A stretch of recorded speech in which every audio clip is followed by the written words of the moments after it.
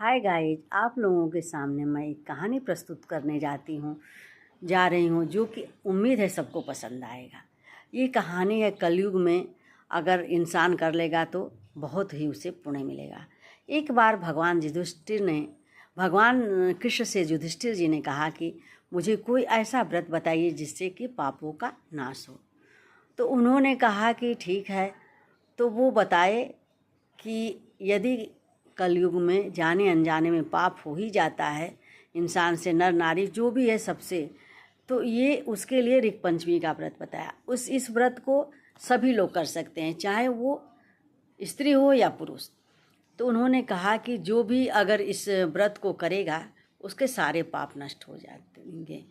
तो विदर्भ देश में एक राजा थे और एक रानी। वो बहुत ही अपने प्रजा के साथ पुत्रत्व का भावना रखते थे, मतलब उस प्रजा बहुत ही खुश रहती थी उनके परिवार में, उनके राज्य में। एक दिन राजा अपने खेत पे गए और रानी भी साथ में गई। तो राजा रानी तो काम करेंगे नहीं भाई, उनके बहुत नौकर चाकर हैं तो काम क्या करेंगे, लेकिन रानी जो है उस भूमि में भ्रमण की और देखी हो कि उस समय वो रजस्वला थी। उन्हें पता भी चल गया कि मैं रजस्वला हो गई हूँ, फिर भी उन्होंने खेती का काम किया, जो कुछ भी किया, भ्रमण की, देखी कि मेरे खेत में क्या हो रहा है क्या नहीं हो रहा है। तो उनको पाप लगा और उनके संपर्क में राजा थे। राजा को स्पर्श करने से भी पाप लगा तो राजा बैल बने अपने, और तो कोई पाप नहीं किए थे वो लोग, इसलिए अपने ही बेटे के घर में राजा बैल बनकर पैदा हुए और रानी जो है वो कुतिया बनकर पैदा हुई। अब दोनों जो है उनका लड़का था, एक ही लड़का था, उसका नाम था सुमित। उसको अपने मतलब खेती बाड़ी करवाता था, सारा काम होता था उसके घर में। लड़का भी बहुत अच्छा था, वो भी कोई कुकर्म नहीं करता था। अरे जो ब्राह्मण है उसके मतलब, जो ब्राह्मण का मतलब जो विचार से ब्राह्मण हो, विचार से जो ब्राह्मण है उसके घर में अच्छा ही बच्चा पैदा होगा ना। अब वो अपने पत्नी के साथ रहने लगा और बैल से खेती होती थी। और कुतिया जो थी तो उसकी पत्नी जो है घर का जूठा काटा जो भी बचता था वो कुतिया को डाल देती थी, वो खाना पीना खाती थी। एक दिन क्या हुआ कि सोचा कि अब बहुत दिन हो गया, रुकिए कुछ जगह पानी कराते हैं, और कराना भी चाहिए, हाथ धुलवाना चाहिए, इससे पाप नष्ट ऐसे होता है। तो वो क्या किया कि यज्ञ करवाया। यज्ञ में जो है खीर का प्रसाद बनवाया। खीर का प्रसाद बनाया तो एक सांप था, अपना विष जो है उसमें उड़ेल दिया। जब विष उड़ेल दिया तो कुतिया ने देख लिया। तो कुतिया कही कि अगर जो इसको इतने लोग खाएंगे तो मेरे बच्चे को दोष पाप लगेगा, मर जाएगा, तो सभी लोग इसका बुराई करेंगे। वो अच्छा सोच के गई, जाके जूठा कर दी। इसके बाद उसकी पत्नी ने देख लिया तो गुस्सा के मारे उसको एक बड़े मोटे से डंडे से प्रहार किया, उसका कमर टूट गया। कही कि इतना इसको हम खिलाते पिलाते थे, ये जूठा कर दी। क्योंकि कुतिया घर का सब देखभाल करती थी, चुपचाप बैठी रहती थी, और बैल जो है खेती बाड़ी करवा के आता था।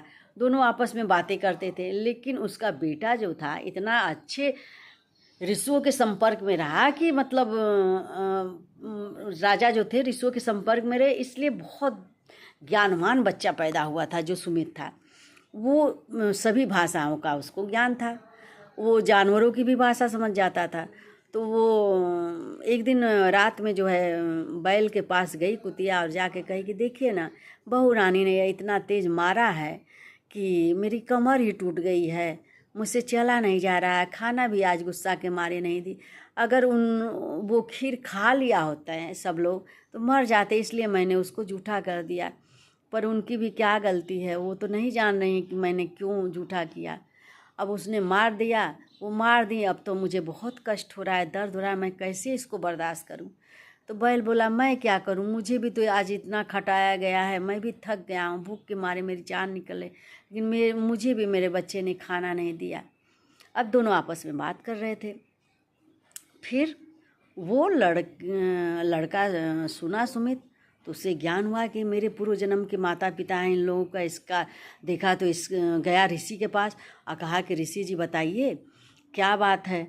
तो कहे कि देखिए भाई, पापों को 4 भागों में बांटा गया है, जिसमें एक भाग ये स्त्रियों को दिया गया है, और वो जो है रजस्वला थी, ऐसा ऐसा काम की, इसलिए आपके पिताजी को, आपके माताजी को बैल और कुतिया बनना पड़ा।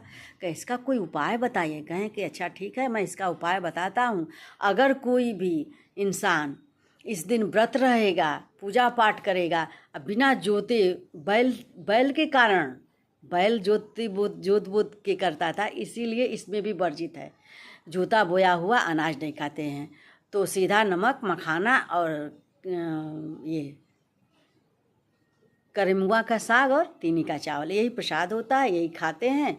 और पूजा पाठ करके जो इस व्रत को अपने पूर्वजों को दान दे देगा, उसका पुण्य बढ़ेगा और उसके पूर्वजों के पाप को नष्ट होके उन्हें अच्छी मोक्ष की प्राप्ति होगी।